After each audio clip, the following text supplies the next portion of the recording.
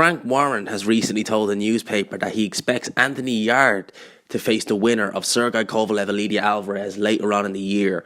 I'm going to leave a link to where he says it. It's on Boxing Scene as well. There's kind of a lengthy kind of article where I was reading into it. And yeah, he expects Anthony Yarde to face the winner of Kovalev Alvarez later on this year. Now, that's a funny one because the way Anthony Yarde's career has been lately, it's been kind of stop-start. You know, he was reasonably inactive last year. In retrospect, come to think of it, when you compare it to the other years he's had, I think last year was his third year as a pro. He fought in February, and I think, if I'm not mistaken, I think he only had 2, maybe 3 fights all last year. He was meant to fight in the Wilder Fury undercard that got scrapped for whatever reason. I can't remember the reason why. But I think he only had 2 or 3 fights last year, and they were against low-level opponents as well. Anthony Yarde is ranked quite highly by the WBO. He's ranked in at number 2. Now, I know Marcus Brown was the number 1. I don't know if he still is. But I know he was originally the number 1 in the WBO. It wasn't a mandatory, but he was the number 1 ranked light heavyweight with the WBO. Now, I know he's now the mandatory to the WBC. He's mandatory to Vodcek now that he got the winner of Badu Jack. So I think that's the route Marcus Brown's going to go under. So the WBO haven't officially named the mandatory, as far as I believe. I could be wrong. So I'm going to just throw this out there, but I reckon that because, you know, Fish Eyes has a good relationship with the WBO, I can see Anthony Yarde's next fight against that, what's the guy's name? Forget the opponent's name. I can imagine that is going to be a final eliminator for mandatory position at the WBO, which, let's be real, if Anthony Yarde gets mandatory challenger status, then that just shows kind of how silly these organisations are. He's fought nobody. He's, 17, 18 fights in, and he's fought no one. Nobody. This guy who he's fighting, I cannot remember the guy's name. I think it's something Ahmed or something Amir or something like that. I cannot remember his name. I know he fought Vodcek. I think he fought Vodcek on Paddy's weekend last year.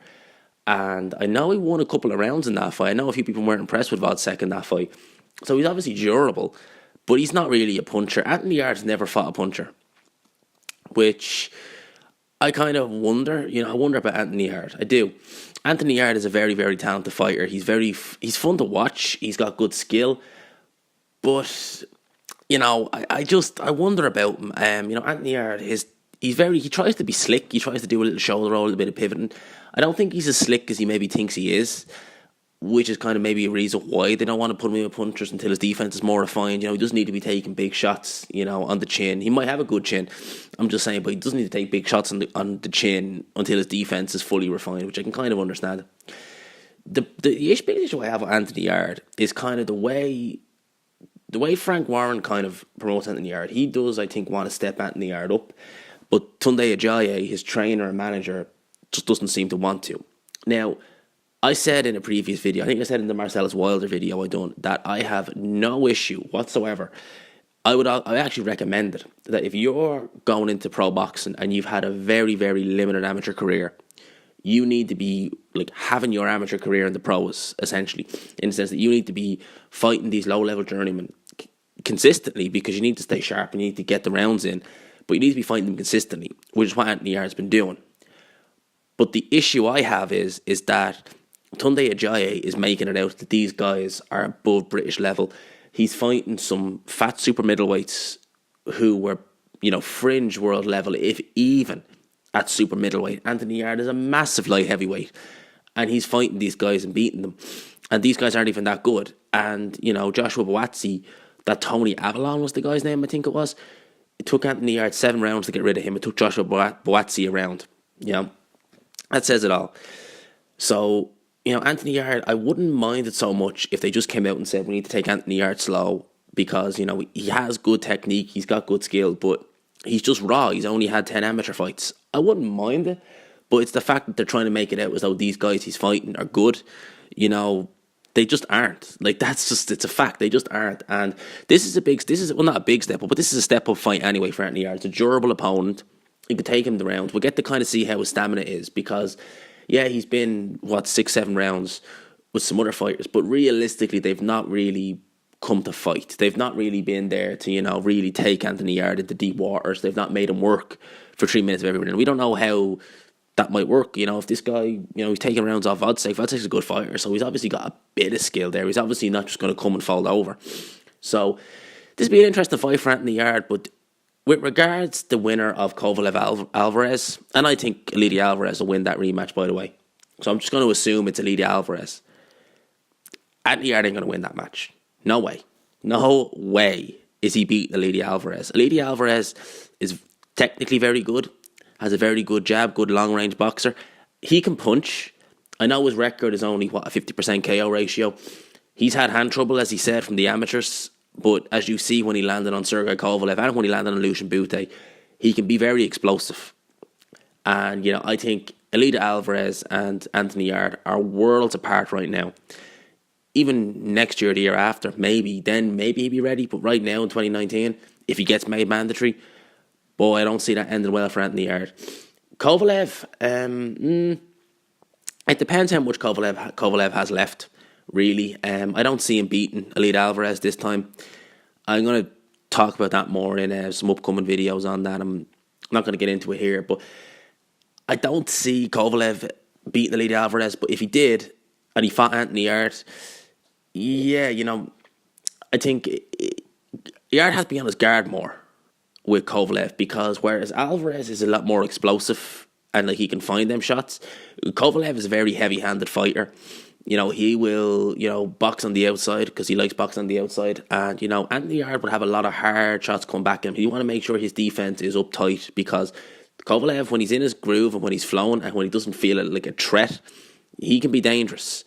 So, I think Yarde is better than the two guys Kovalev fought, Shabransky and McCalkin, who he fought before he fought Alvarez. So, he'd probably give Kovalev a bit of a going. But, is it a risk that you need to take? Because Kovalev at this stage is seen as over the hill.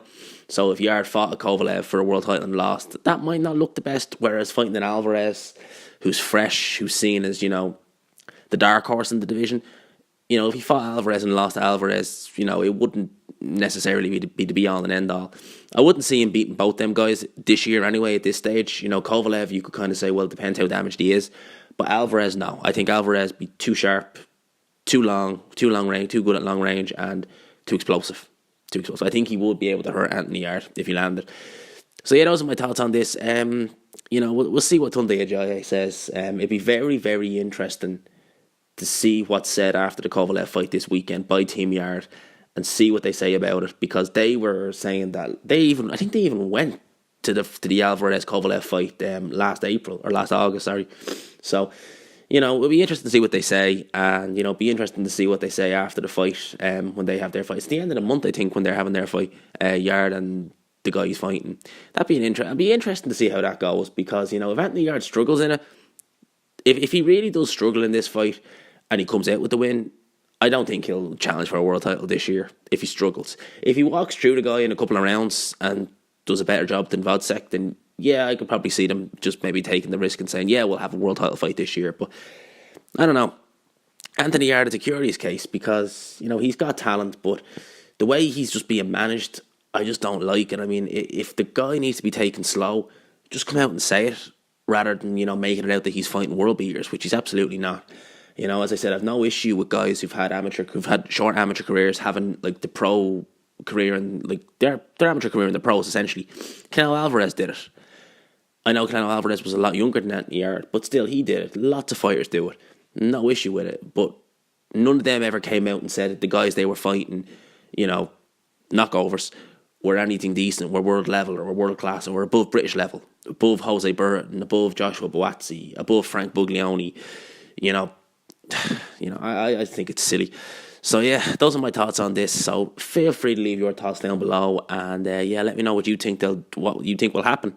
Will Anthony Yarde fight for a world title in 2019? I think it depends on how he looks at his next fight, but I could easily see him fighting for a world title in 2019. Yeah, I could. It just all depends. So anyway, leave your thoughts down below, and I'll talk to you after.